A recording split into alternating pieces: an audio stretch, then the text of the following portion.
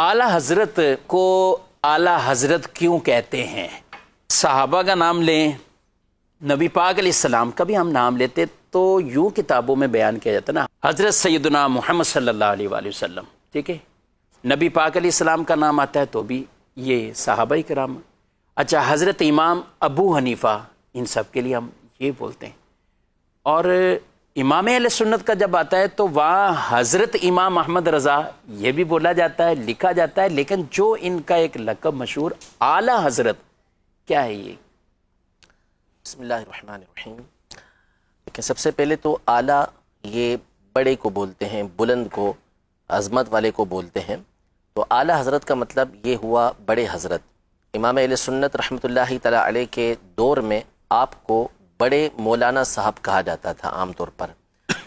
अच्छा, अब ये जो आपने ख़ुद इब्तिदा फरमा दी इस हवाले से कि नबी के करीम सल्लल्लाहु तआला अलैहि वसल्लम के नाम के साथ हम देखें तो आम तौर पे हज़रत सैयदना मोहम्मद रसूलुल्लाह सल्लल्लाहु अलैहि वसल्लम के अल्फाज इस्तेमाल किए जाते हैं, या हज़रत सैयदना अबू बकर सिद्दीक़ रदी अल्लाह तआला अन्हु, हज़रत सैयदना अली अल मुर्तज़ा रदी अल्लाह तआला अन्हु, सब के साथ हज़रत के लफ्ज़ इस्तेमाल किए जाते हैं। और आला हज़रत के साथ जो है वो आला हज़रत का लफ्ज़ हम इस्तेमाल करते हैं।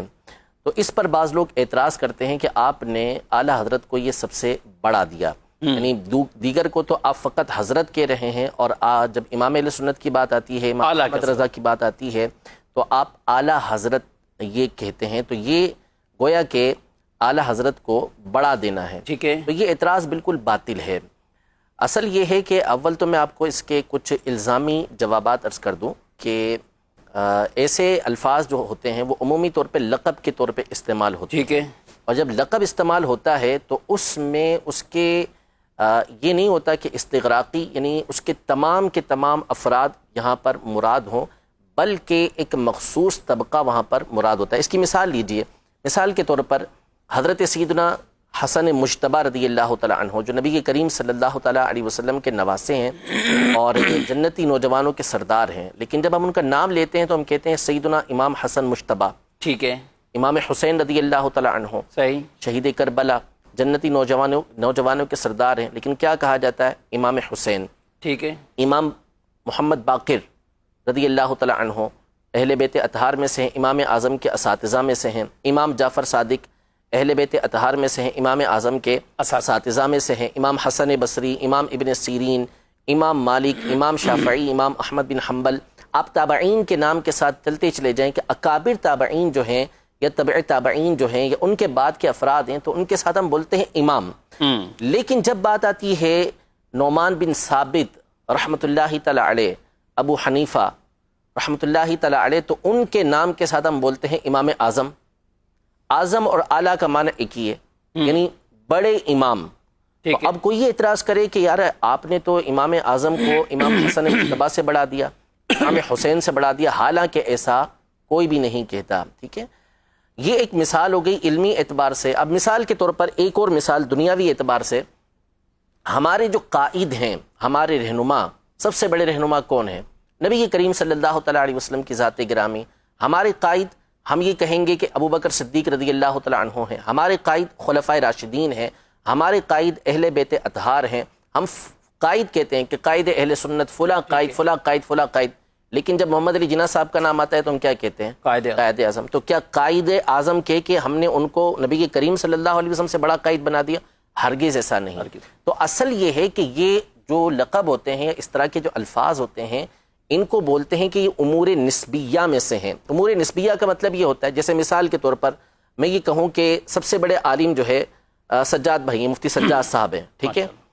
तो अब कोई ये कहेगा कि क्या मुफ्ती सज्जाद साहब, जिनको मैंने सबसे बड़ा आलिम कहा, तो ये क्या मुफ्ती कासिम साहब से भी बड़े आलिम हैं? ज़ाहिर सी बात है कि हम में से कोई भी नहीं कहेगा कि मुफ्ती कासिम साहब से बड़े आलिम हैं। बल्कि इसका मतलब क्या हुआ कि हम जो यहाँ पर अफराद मौजूद हैं, हम में सबसे बढ़कर इल्म के अंदर ये हैं। तो इसका मतलब ये है कि इस तरह के अलकाबात जब इस्तेमाल होते हैं तो मखसूस तबका, मखसूस दायरा ये मुराद होता है। तो आला हज़रत इमाम अहले सुन्नत रहमतुल्लाहि तआला अलैह के लिए जब ये लफ्ज़ इस्तेमाल किया जाता है तो इसका मतलब ये होता है कि आप अपने ज़माने के अफराद और अपने माबाद के अफराद के ऊपर फ़ौक़ियत रखते हैं, अपने बाद वाले अफराद के ऊपर आप फ़ाइक़ हैं, बुलंद हैं उनसे علم کے اندر، تقوی کے اندر، عشق کے اندر، ان تمام چیزوں میں اللہ نے آپ کو بلندی عطا فرمائی تھی، اس لیے علماء نے آپ کو اعلیٰ حضرت کا یہ لقب دیا۔ نعوذ باللہ اس کا مطلب یہ نہیں ہوتا کہ پچھلے جو بڑے بڑے اکابر گزرے ہیں ان کے اوپر اعلیٰ حضرت رحمۃ اللہ تعالی علیہ کو فوقیت دی جا رہی ہے۔ قرآن مجید فرقان حمید میں اللہ تبارک و تعالی ارشاد فرماتا ہے یرفع اللہ الذین آمنوا منکم والذین اوتوا العلم درجات، کہ اللہ تبارک و تعالی تم میں سے ان لوگوں کے درجات کو بلند کرتا ہے جو ایمان والے ہیں، بالخصوص ان کے درجات کو بلند کرتا ہے کہ جو علم والے ہیں۔ تو امام اہل سنت علم کے اندر اپنے زمانے کے اندر سب سے فائق تھے، اس اعتبار سے بھی آپ کے درجات کی دوسروں سے بلند۔ قرآن پاک میں ایک اور مقام پہ اللہ تبارک و تعالی ارشاد فرماتا ہے وَأَنْتُمُ الْأَعْلَوْنَ إِن كُنْتُم مُؤْمِنِينَ، اگر تم ایمان والے ہو، مومن ہو تو تم ہی اعلیٰ ہو۔ تو اعلیٰ حضرت رحمۃ اللہ تعالی علیہ کامل ایمان والے تھے کہ آپ جب پیدا ہوئے اس کی جو تاریخ بنتی ہے وہ بنتی ہی یہی ہے کہ اللہ تبارک و تعالی نے ان کے دلوں کے اندر ایمان کو مضبوط کر ڈالا ہے۔ ماشاءاللہ۔ تو امام اہل سنت کامل مومن تھے، اس اعتبار سے بھی آپ کو اعلیٰ کہا جاتا ہے۔